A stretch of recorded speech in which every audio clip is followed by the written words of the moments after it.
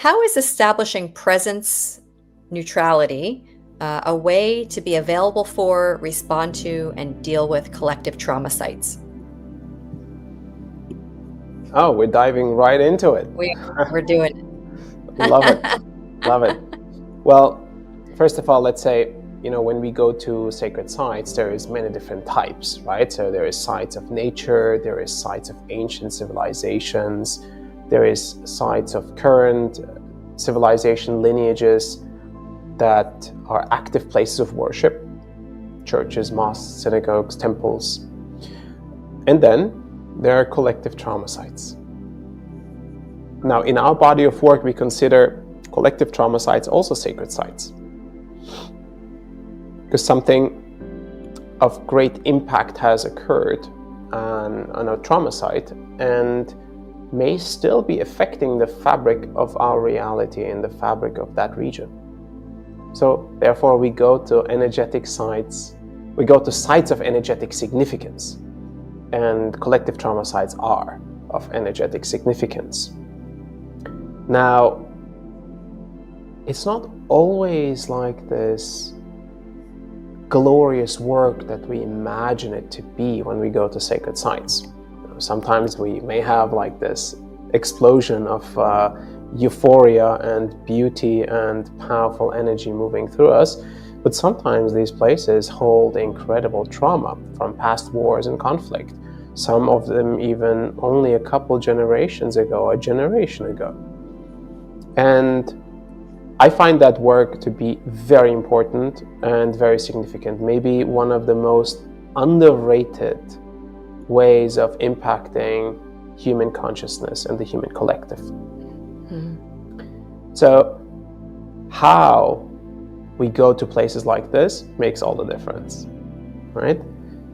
If we are going there with a certain level of practice, if we're going there with preparation, with a certain level of alignment we hold within ourselves, then it's going to be much easier to navigate through a place of collective trauma than if we haven't built that internal alignment within ourselves, that connection to earth, that strong anchor and grounding when we're going to these places.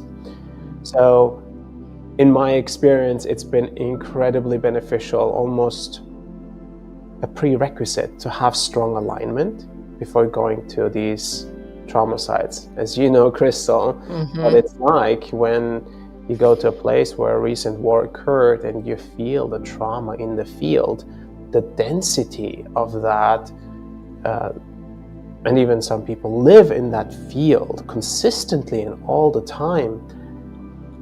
When we enter that field and we're not used to it, it can definitely shake us. Emotionally, mentally, even physically, it can shake us. That density, it can pull us down, it can pull us into dark thoughts, dark emotions.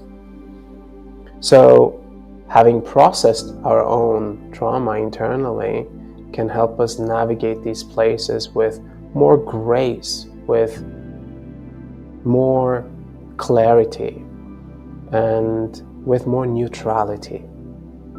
And I think that's really important to have when we go to places like that.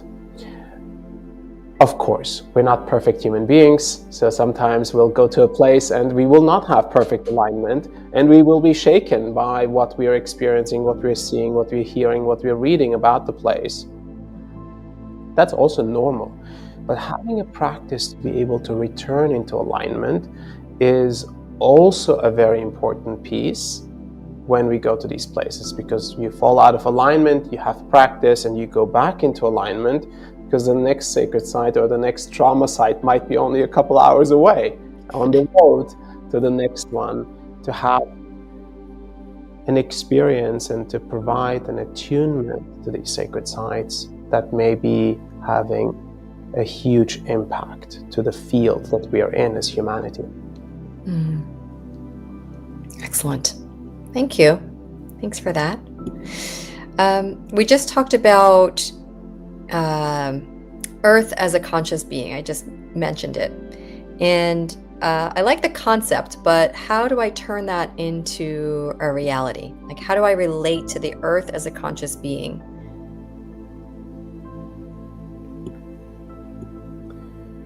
Well, it's interesting. As a human being, we always relate to other things that are conscious of similar size, right? Like other humans, animals, plants, or a single tree, and so on and so forth. But rarely do we see the entire earth having its own consciousness, being a conscious being of her own. And that's because Earth's consciousness is so much bigger and so much wider and so much more complex than we can imagine or we can relate to.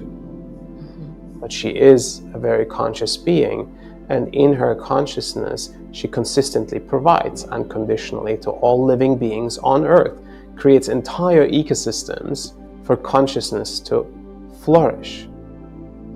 She witnesses creation and destruction within these ecosystems through thousands and millions of years.